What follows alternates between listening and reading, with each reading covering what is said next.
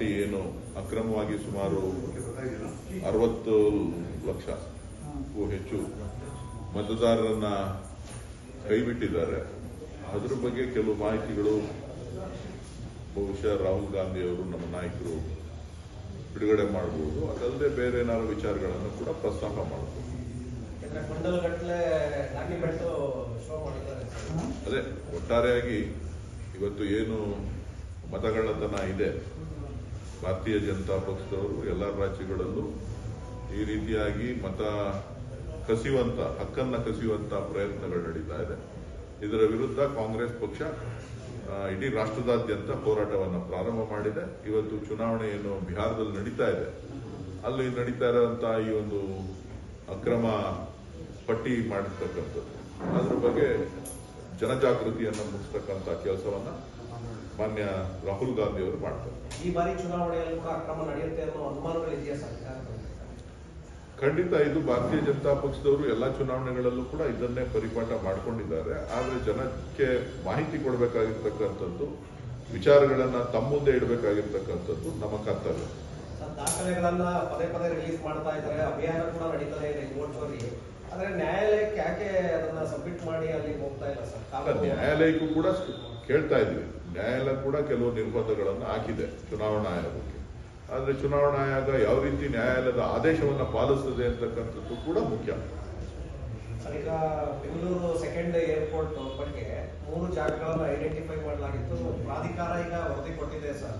3 ಕಡೆಗಳಲ್ಲಿ ಬೆಟ್ಟ ಗುಡ್ಡಗಳು ಇರೋದ್ರಿಂದ ಸಮತಟ್ಟು ಮಾಡೋದಕ್ಕೆ ಹೆಚ್ಚಿನ ಹಣ ಪೋಲಾಗುತ್ತೆ ಅಂತ ಹೇಳಿ. ಅದ್ರ ಬಗ್ಗೆ ಮಾಹಿತಿ ಇಲ್ಲ ನನಗೆ. ಮಾಹಿತಿ ತಿಳ್ಕೊಂಡು ವಿಚಾರವನ್ನು ತಿಳಿಸ್ತೇನೆ. ಸರ್, ಈ ಬೆಳಗಾವಿ ಭಾಗದಲ್ಲಿ ರೈತರು ಸಾಕಷ್ಟು ಹೋರಾಟ ಮಾಡ್ತಾ ಇದ್ದಾರೆ ಸರ್. ಕಬ್ಬಿನ ದರ ನಿಗದಿ ಸಂಬಂಧವಾಗಿದೆ. ಮಹಾರಾಷ್ಟ್ರದಲ್ಲಿ 3,600 ರೂಪಾಯಿ ಇದೆ. ನಮ್ಮ ರಾಜ್ಯದಲ್ಲಿ ಈಗಲೂ ಕೂಡ 2,850 ರೂಪಾಯಿ ಇದೆ. ಅನ್ಯಾಯ ಆಗ್ತಾ ಇದೆ ಅನ್ನೋ ದೊಡ್ಡ ಮಟ್ಟದ ಹೋರಾಟ ಆಗ್ತದೆ. ಬಿಜೆಪಿ ಅವರಿಗೆ ಸಪೋರ್ಟ್ ಕೊಡ್ತಾ ಇದ್ದಾರೆ ರೈತರಿಗೆ. ಭಾರತೀಯ ಜನತಾ ಪಕ್ಷದವರು ಅವರ ಅಧಿಕಾರದಲ್ಲಿದ್ದಂಥ ಸಂದರ್ಭದಲ್ಲಿ ಏನು ದರ ನಿಗದಿ ಮಾಡಿದ್ದಾರೆ ಅದಕ್ಕಿಂತ ಹೆಚ್ಚಿನ ದರವನ್ನು ಸರ್ಕಾರ ನಿಗದಿ ಮಾಡ್ತದೆ. ಈಗ ಡಿಸಿಎಂ ಡೆಲ್ಲಿಗೆ ಹೋಗ್ತಾ ಇದ್ದಾರೆ ಮಧ್ಯಾಹ್ನ.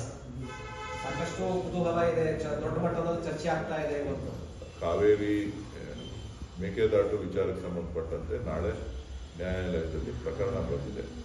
ಅದಕ್ಕೆ ಸಂಬಂಧಪಟ್ಟಂತೆ ಸ್ಪೆಷಲ್ ಬೆಂಚ್ ಅನ್ನು ಕಾನ್ಸ್ಟಿಟ್ಯೂಟ್ ಮಾಡಿದ್ದಾರೆ ಅಂತ ಕಾಣಿಸ್ತದೆ.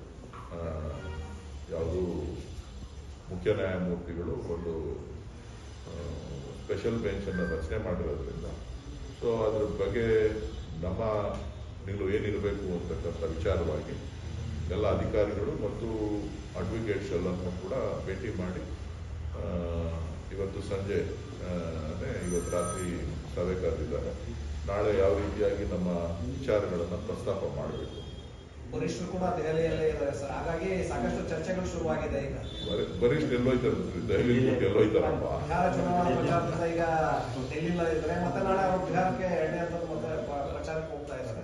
ಚುನಾವಣೆ ಫಸ್ಟ್ ಫೇಸು ಸೆಕೆಂಡ್ ಫೇಸು ನಡೀತಾನೆ ಇದೆ. 10ನೇ ತಾರೀಕು ಚುನಾವಣೆ ಇದೆ. ಫಸ್ಟ್ ಫೇಸ್ ಆಗಿದ ತಕ್ಷಣ ಏನಿಲ್ಲ, ಸೆಕೆಂಡ್ ಫೇಸು ಪಕ್ಕದಲ್ಲೇ ಇರ್ತದೆ, ಅದು ಕಂಟಿನ್ಯೂಷನ್ ಇದ್ದೇ ಇದೆ.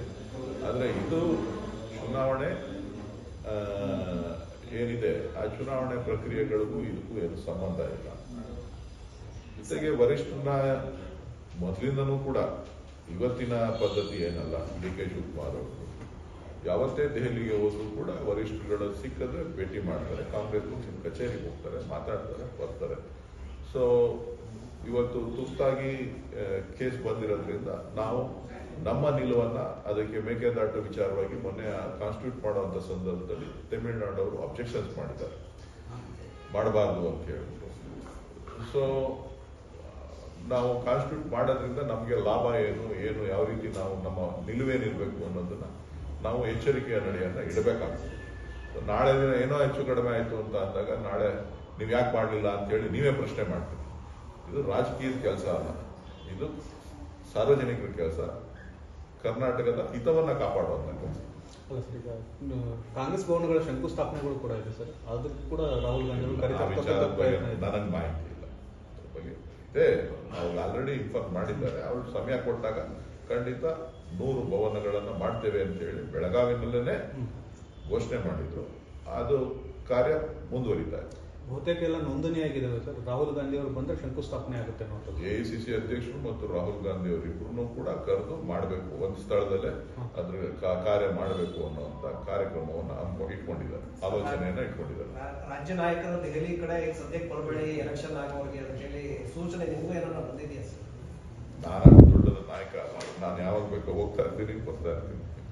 ಹೆಚ್ಚಿನ ವಿಡಿಯೋಗಳಿಗೆ ಪ್ರತಿಧ್ವನಿ ಯೂಟ್ಯೂಬ್ ಚಾನೆಲ್ ಸಬ್ಸ್ಕ್ರೈಬ್ ಮಾಡಿ, ಬೆಲ್ ಐಕಾನ್ ಕ್ಲಿಕ್ ಮಾಡಿ.